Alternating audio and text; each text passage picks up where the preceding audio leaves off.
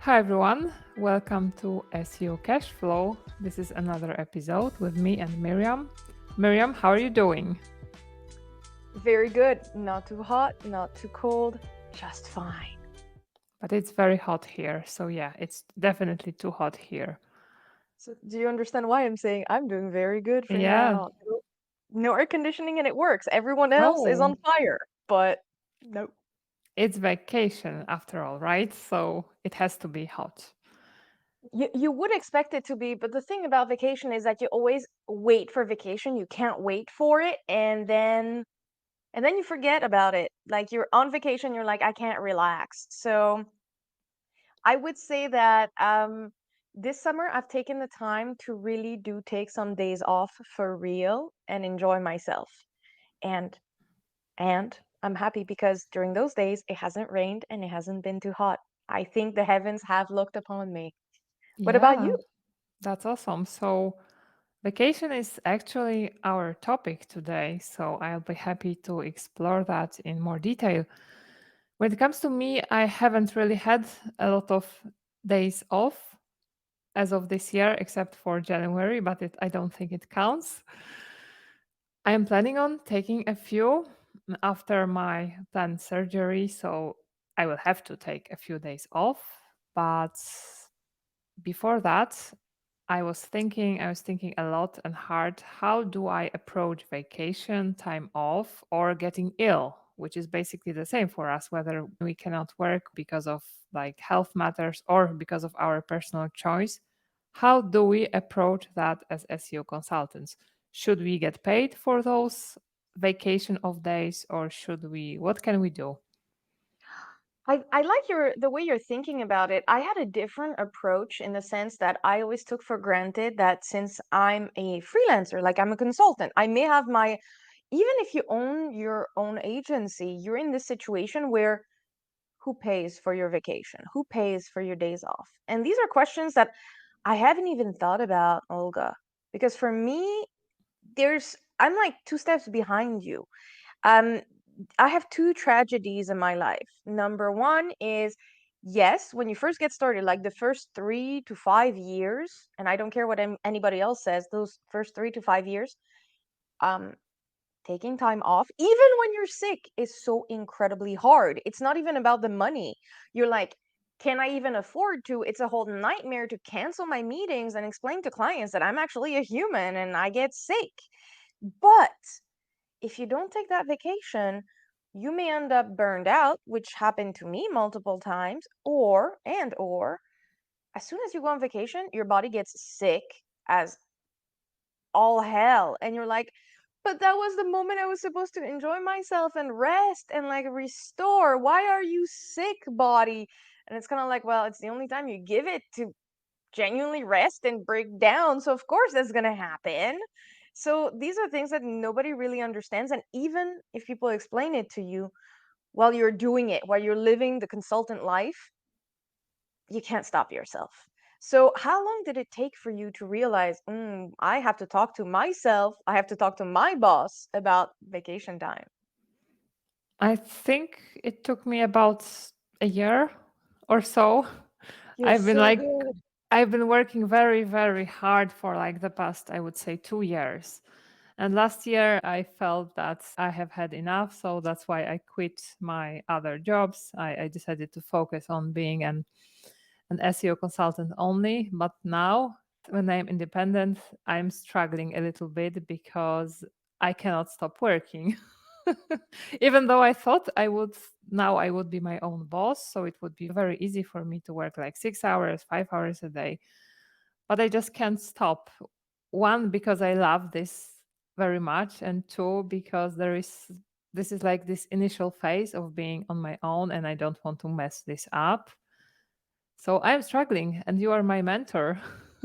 Can you do you have moments where you can't stop yourself from looking at your inbox? You don't even notice that you're in your inbox. You're like, "Wait, how did I end up reading emails?" Yeah, yeah, it happens to me. Yeah, Yeah, and it's this thing where when you love what you do and you're your own boss, it becomes a compulsion. You are either yeah, obsessed with doing the work or like not letting people down. And the thing is, your clients don't think about vacation the same way you do. I have clients that when you work with agencies, for example, I'm using agencies, but it's not just agencies. It's an example. I would get these emails at like Friday, 4 o'clock in the afternoon, going, I need this done for Monday, or I need this done for end of next week, but it's like this thing that would take 3 months to do because the person's like, well, I'm going to be off. So, like, when I come back, Yeah. this needs to be done. Or I'm going to be off. So, you're going to hand this off to my colleague. What they did is like take their work and dump it on you. And one of the things that I've done is refuse any meetings and or communications on Fridays. So that has literally cut off a few things because even if people send them to me, I'm like, thank you, I just looked at this on Monday.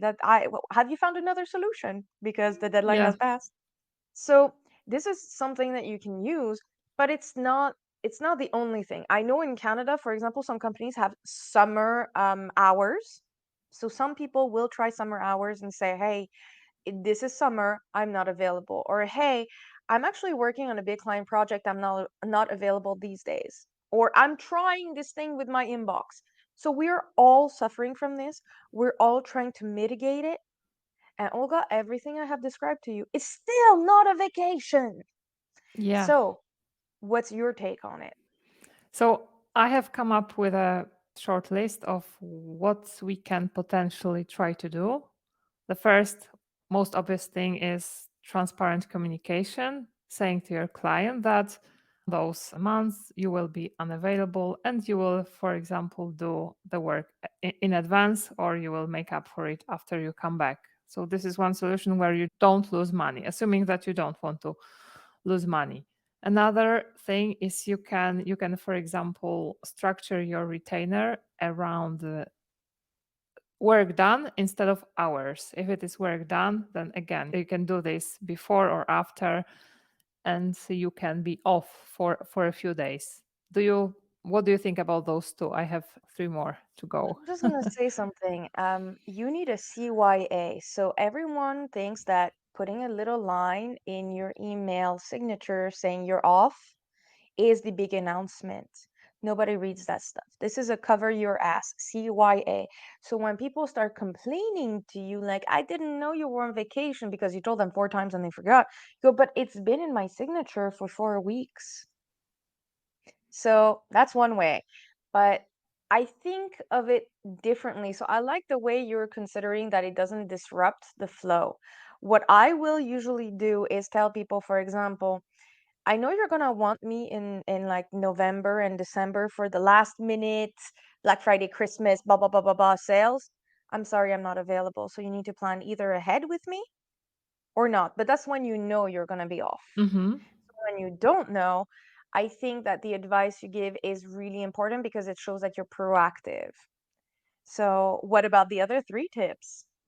So when you don't know, because probably you never know when you get ill, you may have a trusted partner who will take over if for some reason you cannot do this. I think this is probably your safest bet if you know that okay, I'm ill and now my husband will take over, It's safe assuming for that he you. can. Yeah. It's safe for you. Let me explain why. So you need Mhm. two big things for this to happen. Number one, the person has to be, if not the same level of expertise, expert enough Yeah, to actually take over, of which is not course. always the case. Like it, let's say hypothetically that we are talking about EEAT stuff.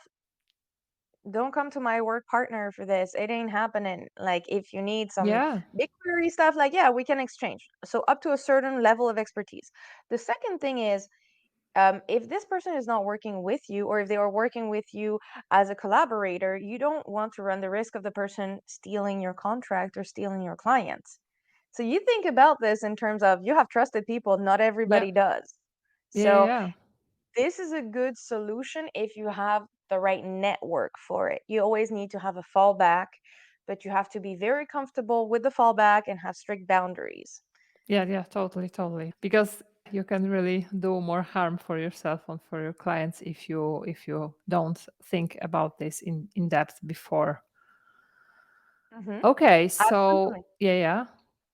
So another thing I came up with is that when I sign up a new client for, like, let's say for a year, I take account of like my free time in the pricing simply. I still get paid month by month a specific amount, but within that there are like 20 days off for me or something like that. So I like the way you approach this. I'm going to give another Sure. perspective onto this. Folks, I do not have retainers. I'm one of those weird ones. I maybe have like maximum a handful of clients, and they are hell bent on keeping me because of my personality, the way I do things. I much prefer to be the person that comes in, trains you, or audits things for you and tells you which framework, which process you should adopt, and testing it out with you until it works. And then, like Mary Poppins, I disappear. So this means that I will have some projects or retainers that are either very flexible because clients know me and know how I operate, or I don't, which is fine as well. Like I have some clients that keep coming back to me, but we do not have a signed agreement that they keep coming back to me. So that's a topic for a different Yeah. cash Yeah, yeah. SEO cash flow. But what this means is I also make sure to present myself to my clients. Hi, I'm an international consultant. What does this mean? It means that I'm great at international SEO. It means that I speak at events around the world. And it means I'm also a digital nomad who travels. Why am I doing this? And why am I breaking the fourth wall and being honest about who I am as a human being? Because number one, yes, it helps them brag about it. Like I'm working with a great consultant, they're renowned, they give conferences. So that's a plus for the client communication. Cool. But it also enables me to say, hey, I'm not going to be available here because I'm traveling for this conference. I'm not available here because I'm traveling, period, and my train got delayed. And the third thing is, the clients are more sensitive to the fact that it's not a timing situation. It's more, as you said, a delivery situation. So sometimes if I'm going on vacation or if I have like an unexpected time off, I will tell them, hey, we can't have this meeting. Can you record yourself explaining this to me in under 5 minutes, 10 minutes, and I will reply to you with a video explanation. This also works. So you have to, if we're to recap, you have to be flexible with yourself. You have to have strict boundaries with clients as well. Like you are polite, but if things don't work out, you're still a human being. You're not going to be working from the hospital bed. I hope you're not. And the third thing is you have to think of yourself as you are a company, but you're also a human being that has needs. And if you don't take care of them, um, Yeah. they will signal you will have health problems. Yeah, yeah, totally, totally. So my perspective on that is a little bit different because I am not, at least not yet, a digital nomad. So I mostly work now with retainers. So my SEO work is kind of structured around those clients and my SEO Sly project. So for me, it is a bit different. It is, I structure this a little bit as if I had job, more or less, except that I am the boss. So that's why I want to kind of be available for my clients as much as possible. But if something like Oh, happens, I want to let them know. And of course, I want to remember, and I do remember about some boundaries. So I am not available 24/7, but I try to be as flexible as possible because I know this is something that my clients value, especially that direct communication they have with me and the fact that I am the person working on their website, not just having like other people working or outsourcing people. so to recap what we both brought to this, when you are working with yourself or yourself, etc., and you are having issues taking vacations, you should keep in mind a few things. Number one, you need them.